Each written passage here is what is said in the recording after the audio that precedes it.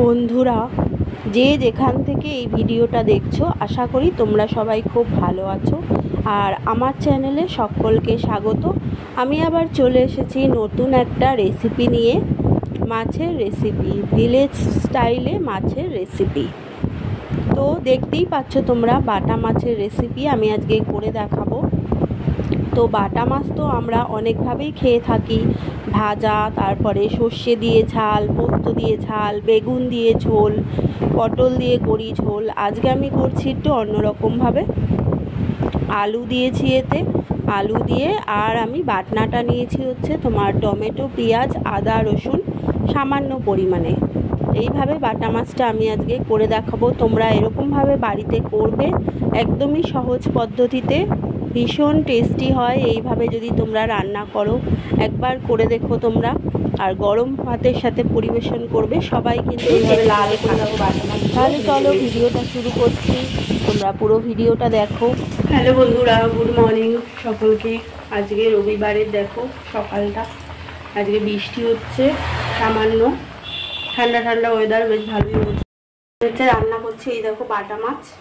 বাটা মাছটা ভালো করে ধুয়ে নুন হলুদ মাখিয়ে নিয়েছি, এবার ভাজা বসাবো।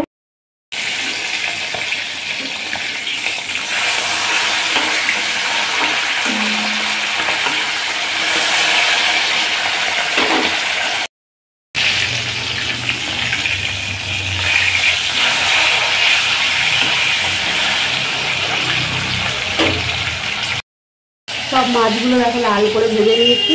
এটা হচ্ছে বাটা মাছ, একদম ফ্রেশ। আর এটা আমি আজকে করবো হচ্ছে কারি, সর্ষে বাটা দিয়ে করবো না, আজকে পেঁয়াজ রসুন দিয়ে করবো, আলু দিয়ে। আলুগুলো লাল করে ভেজে তুলে নেবো। আলুগুলো দেখো এবার তুলে নেবো।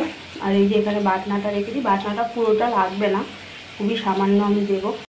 যে তেলের ওপর জিরে ফোড়ন দিয়ে এই দেখো সামান্য পরিমাণে দিলাম। কিছুক্ষণ নেড়ে চেড়ে আলুগুলো দেবো। আলুগুলো দিয়ে নুন হলুদ দিয়ে জল দেবো।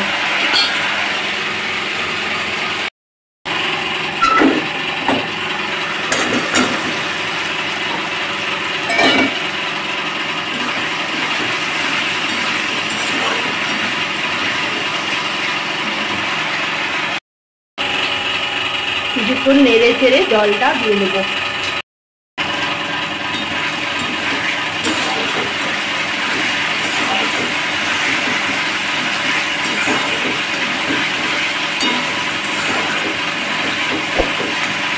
জল দিয়ে দেবো। জল দিয়ে দিয়েছি। জলটা একটু ফুটন্ত মতো হলেই মাছগুলো আমি দিয়ে দেবো। দেখো মাছগুলো দিয়ে দিয়েছি।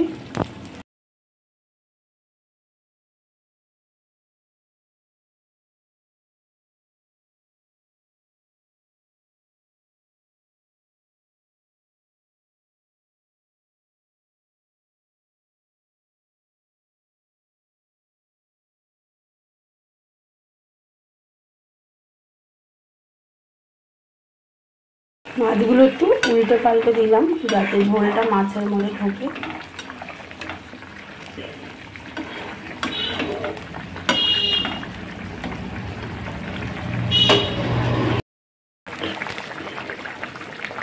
এবার মাছের সাথে ঝোলের সাথে ফুটতে দিতে হবে বেশ খানিকক্ষণ, তারপরে ঝোলটা হয়ে এলে নামিয়ে নেব।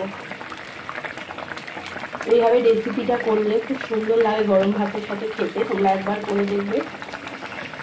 বাটা মাছ তো আমরা অনেক রকমভাবেই খেয়ে থাকি, ভাজা বা পোস্ত দিয়ে ঝাল, সর্ষে দিয়ে ঝাল। আজকে করছি আমি একটু আলু দিয়ে আর একটুখানি সামান্য পেঁয়াজ রসুন টমেটো বাটা দিয়ে এরকম কারি। এটা করলেও খুব ভালো লাগে খেতে, তাই আজকে এটা করলাম। আমার হয়ে গেছে বাটা মাছটা, এবার নামিয়ে তোমাদের দেখাচ্ছি। দারুণ টেস্টি হয় এই ঝোলটা, দেখো পাতলা। এই দেখো বাটা মাছের ঝোলটা আমি নামিয়ে নিয়েছি। কেমন লাগলো অবশ্যই জানাবে, আর ভালো লাগলে অবশ্যই একটা লাইক করবে আর কমেন্ট করবে, সাবস্ক্রাইব করবে আমার চ্যানেলকে।